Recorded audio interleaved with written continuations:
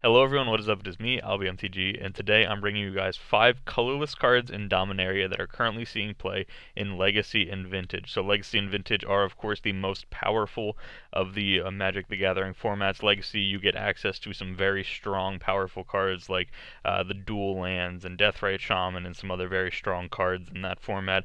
And then things like the Power 9, the 5 moxen, Black Lotus, those kind of things in Vintage. So these are some very powerful cards being used in these formats, and you can see that the cards from Dominaria are putting in some work in these formats as well. So it's very nice to see that the power level in Dominaria is not just strong in Standard, not just strong in Modern and things like that, Commander as well, but it's actually showing up a little bit in the most powerful formats being Legacy and Vintage. So with that being said, we'll go ahead and get into the video. This is 5 colorless cards from Dominaria that are currently doing well in the Legacy and Vintage formats. Of course, starting off we have Damping Sphere. This of course is the one that I think most of us could have expected. It hoses the Storm decks, which is super important in Legacy and Vintage because Legacy Storm is a complete powerhouse, and then in Vintage, Storm not so powerful in Vintage. It's still extremely strong, and you'll see it sometimes as a win condition.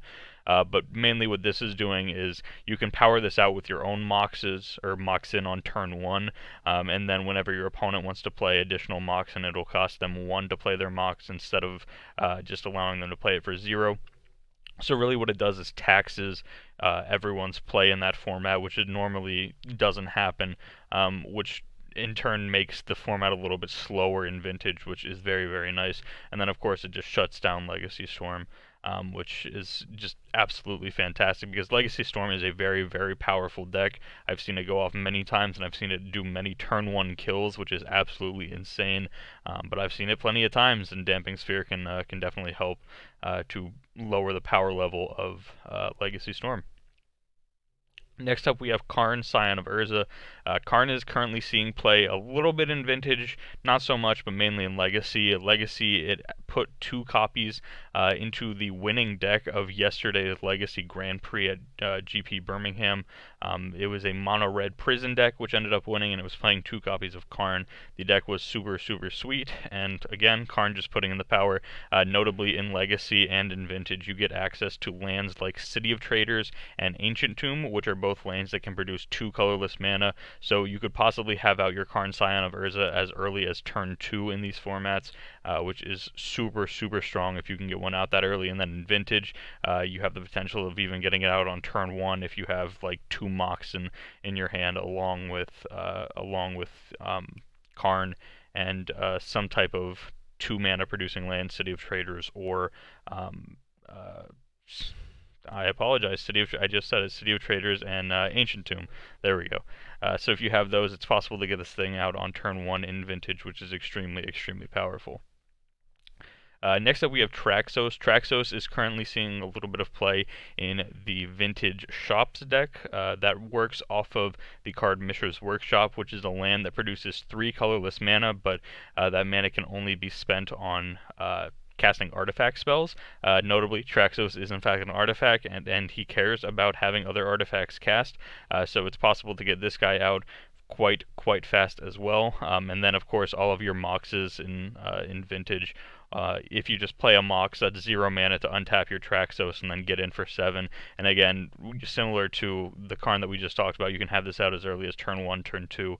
So getting Traxos out there and then just beating for 7 is a very, very nice way to end the format, or to end the game very quickly against some of your Vintage opponents, especially because in Vintage you'll see a lot of people playing kind of the blue decks, which are technically like the slower decks. Like if you consider Vintage to be in any way to be slow, then the blue decks are definitely where the slowness would come from, and Traxos is just a great way to get this thing down and just start beating your opponent down. Next up, we have Voltaic Servant. This one I'm actually going to go to a deck list. I'm assuming most people have seen a workshop deck list, but I guess we'll try and, let me type in Mishra's Workshop here. Mishra's Workshop. So I'll just show, so you can see here, tap to add 3 colorless mana to your mana pool. This mana may be used only to cast artifacts. So of course here we can see a shop's deck list, nothing but artifacts in here. things like Phyrexian Metamorph, Hangerback Walker is strong here, Walking Ballista, Arcbound Ravager, those kind of things. And then, of course, you have things like Mana Crypt, the 5 moxen, Soul Ring, and those kind of cards, which make the deck extremely, extremely powerful. And so that's where you're seeing Karne and where you're seeing Traxos currently, because they're running the 4 Ancient Tombs, which again add 2 colorless mana to your mana pool, deals 2 damage to you, as well as Mishra's Workshop. Add 3 color. We've already been over this. Add 3 colorless mana. Use it only to spend artifacts. And this list is surprisingly not running. City of Traders, which again can produce 2 mana for you, but it is running Tolarian Academy, which produces a blue mana for each artifact you control. So again, it's a very quick way. If you just empty out your hand and then put some artifacts onto the table, again, you can get Traxos and Karne onto the table extremely, extremely quickly in these decks. So that's your basic deck list for shops. When it comes to Damping Sphere, you're looking at basically every deck running this. Of course, shops can get it out on turn 1, but notably the decks in Vintage, if you just have land into Mox, you can get this thing out on turn 1 as well. Normally in Legacy, though, it'll be on turn 2. So then going here, we have Voltaic Servant. Voltaic Servant being kind of a surprising card. It looks a little innocuous, and you wouldn't expect it to be extremely strong in the formats like Legacy and Vintage. However, it is seeing play in the blue-black decks in Vintage, which consist of mainly just blue cards and then black cards for tutors like Vampiric Tutor and Demonic Tutor. But notably, what happens with Voltaic Servant here, at the beginning of your end step, untap target artifact. This card goes infinite with the card Time Vault. So Time Vault is 2 mana for an artifact. Tap to gain an additional turn after the current one. Time Vault doesn't untap normally during untap phase. To untap it, you must skip a turn. Time Vault begins tapped. So basically what happens is this will be tapped, and you can untap it then with your Voltaic Servant. You can tap it to take an extra turn. At the end of that turn, you can untap it again with your Voltaic Servant, tap it again to take an extra turn, and you just take eventually infinite turns using your Voltaic Servant and your Time Vault. Notably, the Voltaic Servant getting its name, if we keep in mind the hand right here on this artwork here for Voltaic Servant, comes from the card of Voltaic Key, which this is not the correct artwork. I'm trying to make a point here, and MTG Goldfish isn't giving me the correct artwork. There we go. So if we look here at the artwork on Voltaic Key, this is where the Voltaic part of the name comes from. If we look at this shape here, you can see that it's actually the same shape as the arm on Voltaic Servant, this shape here.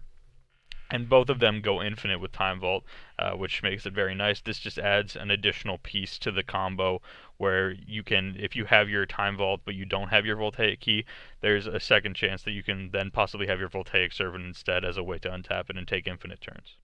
And then finally, we have Thran Temporal Gateway being the final colorless card from Dominaria that is seeing some play in Legacy and Vintage. This is currently seeing play in a Legacy Eldrazi list. We'll go ahead and take a look here. And you can see where the power of this thing comes from is that it's playing the lands that we talked about before. We're seeing Ancient Tomb here, which can produce 2 mana, and we're seeing City of Traders here, which again can produce 2 colorless mana. And so those can get your Thran, or that's Thran Dynamo, that's another way of producing colorless mana. Those can get your Thran Temporal Gateway onto the battlefield, and then you can activate your Thran Temporal Gateway and put in either an Ulamog, the Ceaseless Hunger, or you can put in an Emrakul, the Aeon's Torn.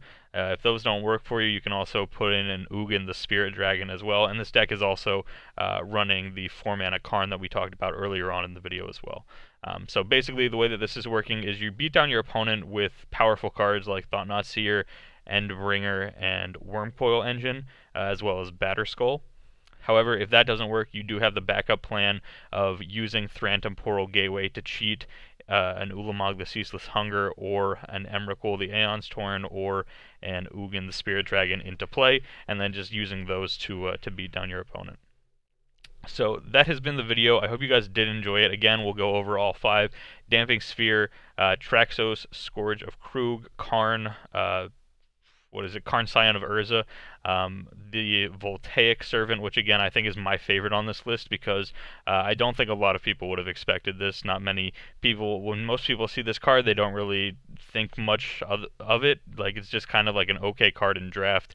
It's not really even great in draft when most new people would see this card. However, it does do an extremely powerful thing in these formats with Time Vault. Being able to take infinite turns with just your innocuous common. And then the final one, of course, being Thran Temporal Gateway. So, of course, I hope you guys did enjoy this video. If you guys did, a like would be appreciated. If this is the first time you're seeing a video from me, then a subscription would be appreciated as well. Of course, I appreciate any support you guys can give me in the comment section below as well. Tell me how I did. Constructive criticism is always welcome. And I will see you guys here tomorrow for yet another Magic the Gathering video.